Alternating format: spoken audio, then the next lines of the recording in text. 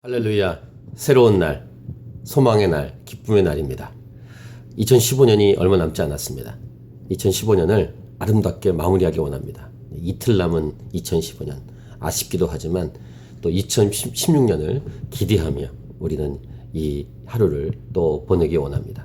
기대한다는 것은 주님을 기대하는 것이죠. 할렐루야.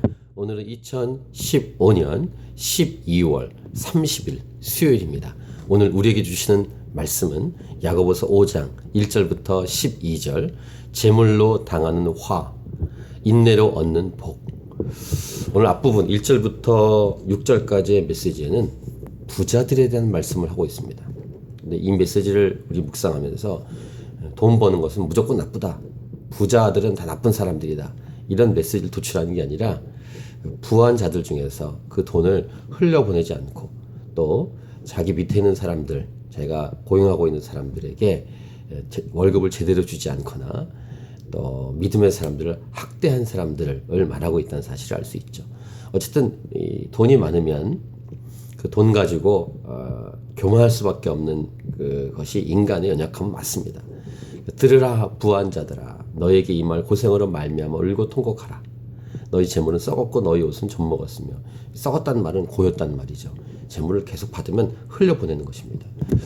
보통 이제 기독교 문화라고 해야 될까요? 이 서구 사회의 기부 문화가 이렇게 잘 되어 있는데, 이것은 그 시작점이 이렇게 흘려보내는, 그러니까 뭘 가졌다면 그것이 나를 위해 쓰는 게 아니라 가난한 사람, 가난한 이웃을 위해 써야 된다는 그런 성경적인 것을 근거로 해서 시작된 것이죠.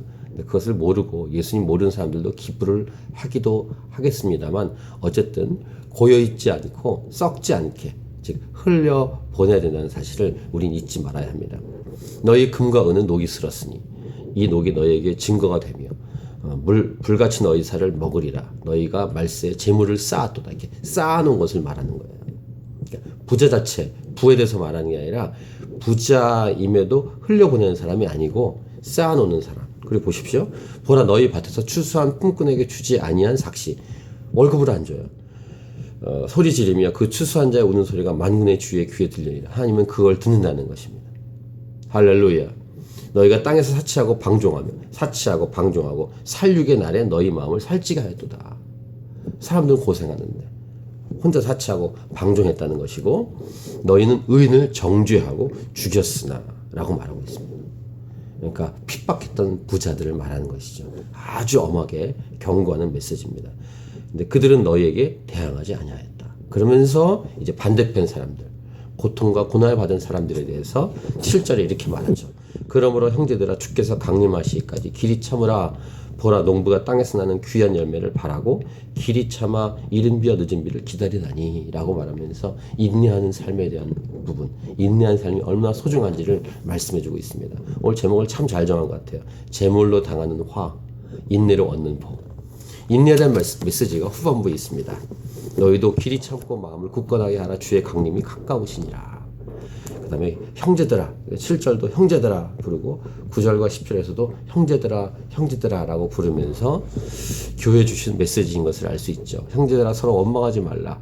그리하여야 심판을 면하리라. 보라, 심판주가 문 밖에 계시니라. 이미지화 시켜보십시오.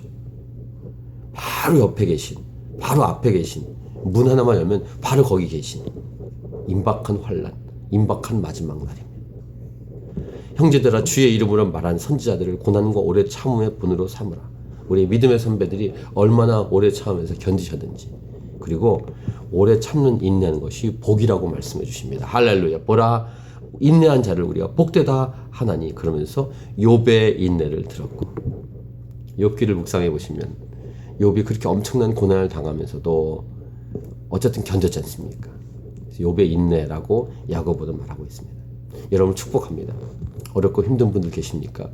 참고 참을 때 반드시 승리하게 될 것이고, 원망하거나 비방하지 않고 끝까지 견디면 놀라운 축복이 기다리고 있다는 사실을 믿으시길 바랍니다. 욥의 인내를 들었고 주께서 주신 결말을 보았거니와 주는 가장 자비하시고 긍휼히 여기는 이시니라. 하나님은 다 보고 듣고 계십니다. 아까도 울부짖는 소리를 듣고 계신다. 만군의 주의 귀에 들렸느니라 말씀도 기억하면서 참고 인내하는 복된 인생이 되기를 축복합니다. 그 다음에 이제 맹세하지 말라는 메시지를 주고 계신데, 마지막에 내 형제들아 무엇보다 맹세하지 말지니 하늘로나 땅으로나 아무 다른 것으로도 맹세하지 말고 오직 너희가 그렇다고 생각하는 것은 그렇다 하고 아니라고 생각하는 것은 아니라 하여 정죄받음을 면하리라. 이런 메시지의 근본 메시지는 무엇입니까? 우리가 주인이 아니라는 거예요. 어제 메시지도 그것이죠. 인생의 주인은 오직 하나님 한 분이십니다. 그러니까 맹세한다는 것은 하나님을 무시하고 자기 멋대로 자기 생각대로 행동한다는 것이죠. 그렇게 살지 말라는 것입니다.